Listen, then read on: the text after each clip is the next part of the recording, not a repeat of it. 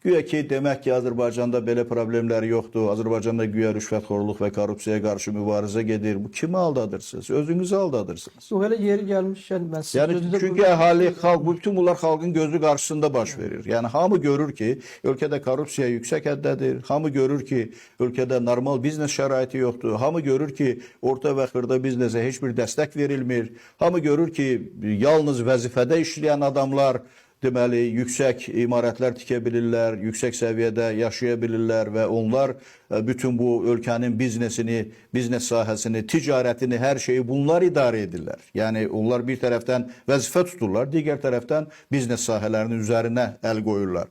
Yəni, necə olar bilər ki, bunu bütün Azərbaycan xalqı görsün, ancaq hüquq mühafizə orqanları görməsin, dövlət rəhbərliyində olan şəxslər görməsin. Yəni, bu açıq-aydın ortalıqda olan bir fəaliyyətdir. Azərbaycanda korrupsiya və rüşvətxorluq Sovet dövründə gizli idisə, indi aşkar